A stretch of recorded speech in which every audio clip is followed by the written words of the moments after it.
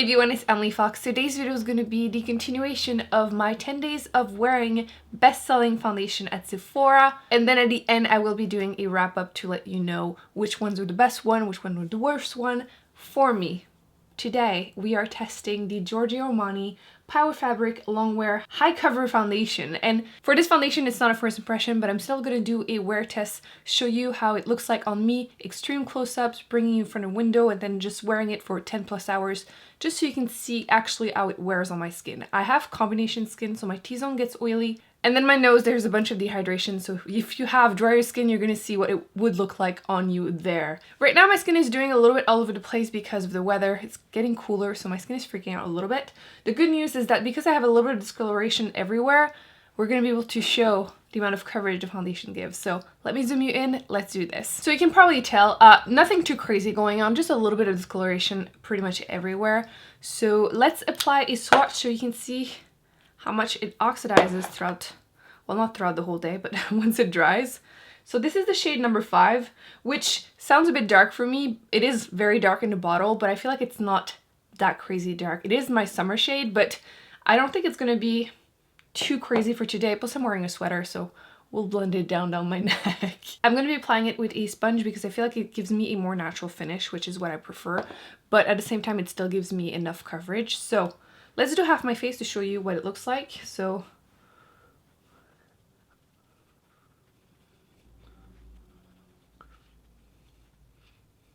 during the summer, I usually just apply a very thin layer of this just to give me a bit of coverage, just to even out my skin tone. I will apply it a little bit more today because I feel like I do need the coverage a bit more, slash I want to show you that it is buildable and you can get it quite full coverage. And actually, it's early and the sun is like hitting the window, so I'm kind of struggling to see if the lighting is okay, but hopefully it is. You can see that obviously this side is way more even. Any discoloration is covered, and you'll see when I do the close-up that there's no crazy texture going on either. So let me do the other half because you can see the color is obviously a bit darker than my skin tone at the moment, but it's not that bad compared to my neck, so you can really tell on my chin where it's been covered and where it hasn't.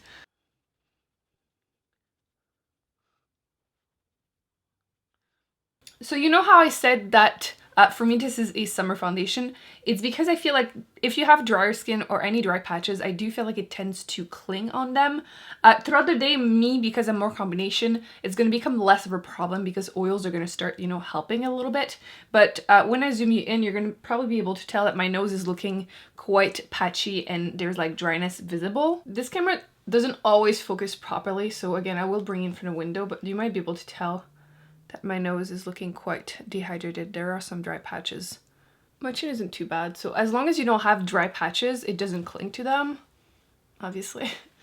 But anywhere I don't have it, I do feel like it gives me a good amount of coverage without looking cakey. So this is the freshly swatched one, and then once it's dried, so obviously when it dries it becomes slightly darker, but it's definitely not excessive. I feel like in some of these videos some foundations become really much darker or peachier. This one isn't really that much of an issue, so in store whenever you swatch it, it gives you a pretty good idea what it's going to look like on your face. So I'm going to do the rest of my makeup and I will meet you in front of the window. Okay, so I'm sitting in front of the window. I did the rest of my makeup. Everything went very nicely on top of it.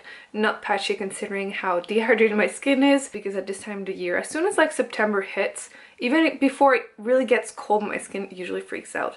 With that said, let's look at, oh yeah, my nose.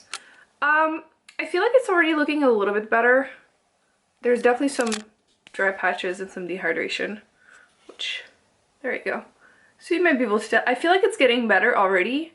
So I'm hoping that with a bit more time, a bit more oil, things will get even more better. And this is my chin, which, there you go. This is my chin. There's just a little bit of a patch here. Nothing too terrible. So this has been like a summer foundation for me. I never wear it during this time of the year, which I guess is a good idea considering maybe not ideal for drier skin. I think I'm gonna leave myself a note right now basically to test it with a brush during this time of the year instead of a sponge, because sometimes I feel like foundations, when my skin is dehydrated, it just doesn't go on well with a wet sponge. It kind of just does the opposite of what I would like, you know, just spread it nicely and not dehydrate my skin. I feel like it's the opposite. But yeah, I think that from a normal distance, it looks just fine. I feel like with these videos you can see like every single pores, which you don't see enough on YouTube, so you get to see it worse than really anyone will ever see it. So yeah, it's very comfortable on my skin. I like the way it looks, except like I said, the nose. But we'll see how it wears throughout the day. Maybe it won't be an issue in an hour or two, hopefully. But yeah, so far I still think it's a great foundation, but maybe not if you have a drier skin. So, which by the way, whenever a foundation says long wear and like full coverage, it's usually not a good mix with drier skin. I don't feel like this one is like the worst I've tried. Like if you think really full coverage ones, some of the ones I've tested in the other videos on this 10 days of wear test would definitely be way worse than this. But yeah, I think it looks overall pretty nice, and I will see you in probably 10 plus hours. Okay, so we are now at the end of the day. It's been over 10 hours, almost 11, and I wanted to show you how the foundation wore. To be honest, I'm not too surprised with how it wore with the rest of my face. It's just my nose I was actually curious, because once again, during summer, it usually isn't like this. But you know, it's good information for anyone else that has more drier skin. Oh yeah, we can see the good shine on the forehead.